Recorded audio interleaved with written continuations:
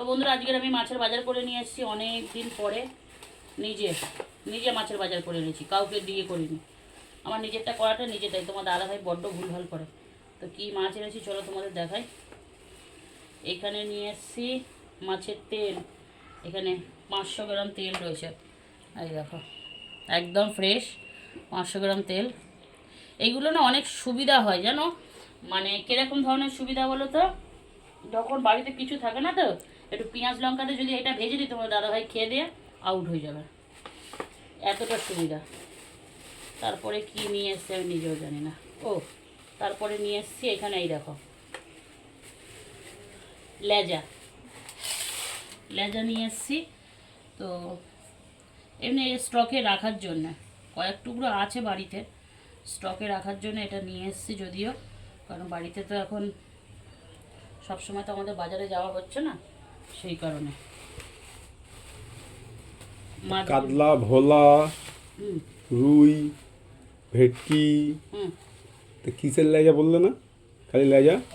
রুই মাছের লেজা। আমার বন্ধুরা চেনে, তুমি না তোমার মতন লোক নাকি সবাই, খেতেই জানো, নাম জানো না কিছু। তো এই যে চিংড়ি মাছ নিয়ে এসেছি 100 টাকা। আমার এত বড় বড় সাইজের চিংড়ি মাছটা লাগতো না বুঝেছো, কিন্তু এই দু জায়গায় দেখলাম এই একই সাইজের চিংড়ি, ছোট নেই। তো বাধ্যতামূলক আনলাম চিংড়িটা। যদিও এই চিংড়িটা আমার একদমই পছন্দ না, একটু ছোটো হলে বেশি ভালো হতো, যেহেতু লাউ দিয়ে একটু করবো আজকে চিংড়ি মাছ, লাউ চিংড়ি, তো একটু ছোটো হলে ভালো হতো।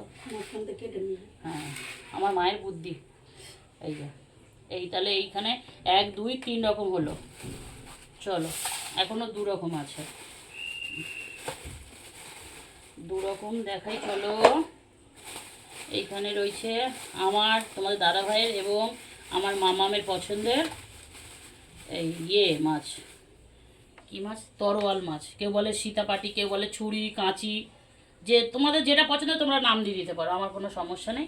তো আমাদের এখানে আমি বেশিরভাগ তরোয়াল মাছ বলি, আবার কেউ কেউ সীতাপাটি বলে। একদম মাছটা ফ্রেশ ছিল, 3টে নিয়েছি একদম ফ্রেশ মাছ। 1 কেজি হয়েছে না, 1 কেজির একটু বেশি হয়েছে, 1 কেজির দাম নিয়েছে। এটা আবার 250 টাকা করে নিয়েছি, কিন্তু মাছটা ফ্রেশ আছে বলে। এখন হারগিস বললেও দাম কমাবে না। কি 100? কি 1 কেজির দাম নিয়েছে, 1 কেজি 100 না কত গ্রাম হয়েছিল তো, 1 কেজির দামটা নিয়েছে মাছটা। তাই বলছি এখন যদি আমি বলি এখানে 2 টাকা কমা মাছের, ও হারগিস কমাবে না, কারণ এই টাইমে হারগিস কমাবে না। আর মাছটা ফ্রেশ মাছ, ওই জন্য নিলাম।